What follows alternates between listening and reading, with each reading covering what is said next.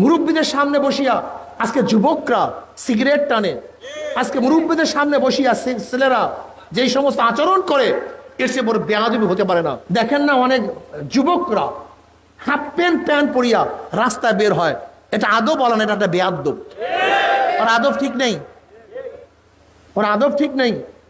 মহিলারা ঘরের মধ্যে যেইভাবে চলে, যদি একইভাবে ঘরের বাহিরে আসে, ওটা বেয়াদব। আদব কি জিনিস? আদব কাকে বলা হয়? ওয়াজুশাই আলা মুহাল্লিহি, যেখানে যেইটা রাখার দরকার, যেখানে যেটা করার দরকার, যেখানে যেটা বলার দরকার সেখানে সেইটা রাখা, সেখানে সেইটা বলা, ওই অনুযায়ী কাজ করার নাম আদব।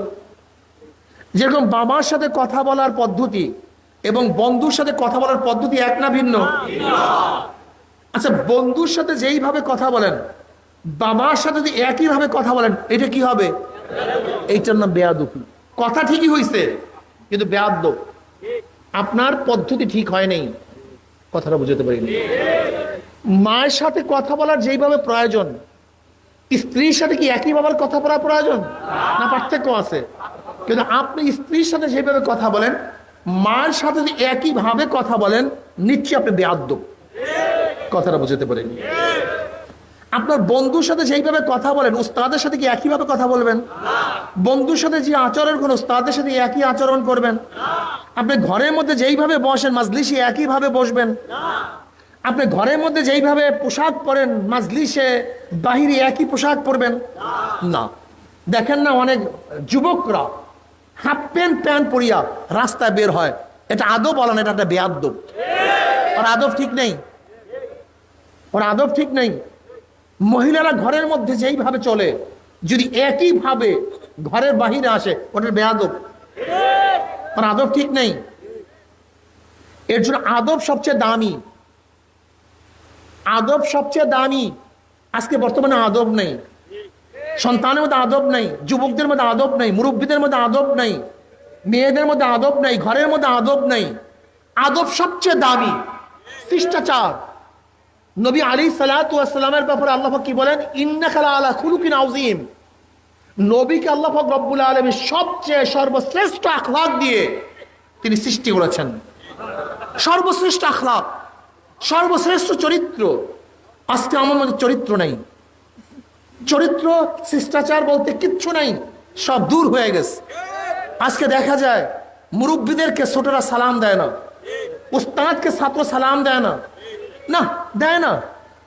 মুরব্বীদের সামনে বসিয়া আজকে যুবকরা সিগারেট টানে, আজকে মুরব্বীদের সামনে বসিয়া ছেলেরা যেই সমস্ত আচরণ করে, এর চেয়ে বড় বেয়াদবি হতে পারে না। দেখো, ইসলাম প্রথম আদব শিক্ষা দিয়েছে, ইসলাম আদব শিক্ষা দিয়েছে। জনাব মুহাম্মদ রাসূলুল্লাহ সাল্লাল্লাহু আলাইহি ওয়াসাল্লামের সামনে জিবরাইল আলাইহিস সালাতু ওয়াস সালাম মানুষ রূপে এসে নবী আলাইহিস সালাতু ওয়াস সালামের সামনে বসছেন, হাঁটুর সাথে হাঁটু মিলায়া বসছেন, নিজের উরুর উপরে জিবরাইল আলাইহিস সালাতু হাত রাখছেন, এরপর আদবের সাথে কথা বলছেন। কিভাবে কথা বলতে হয়, কিভাবে প্রশ্ন করতে হয়, কিভাবে জবাব দিতে হয়, এই আদব খোদ জিবরাইল আলাইহিস সালাতু ওয়াস সালাম মানুষ রূপে হয়ে দুনিয়াতে এসে তারপর শিক্ষা দিয়েছেন। জনাবে মুহাম্মদ রাসূলুল্লাহ সাল্লাল্লাহু আলাইহি ওয়াসাল্লামের সামনে যখন সাহাবায়ে কেরাম রিদওয়ানুল্লাহি তাআলা আলাইহিম আজমাইন বসতেন, কত সুন্দর আদবের সাথে বসতেন। চক্ষু উত্তোলন করতেন না, মাথা নিচু করিয়া বসতেন, জোরে কথা বলতেন না। নবী আলাইহিস সালাতু ওয়াস সালামের সামনে যতক্ষণ থাকতেন, মনে হয় যেন একেবারে পাহাড়, একটা পাথর, নড়াচড়া নেই। এর নাম আদব। আজকে আদব নেই, আদব দূর হয়ে গেছে। আর যখন বেয়াদবি চলে আসে, তখন আল্লাহ পাক রহমত হাকে বেয়াদব মাহরুমে গাছদাস ফজলে রব। বেয়াদব মাওলা পাকের ফজল ও করম থেকে মাহরুম, এসব বেয়াদব হওয়া যাবে না।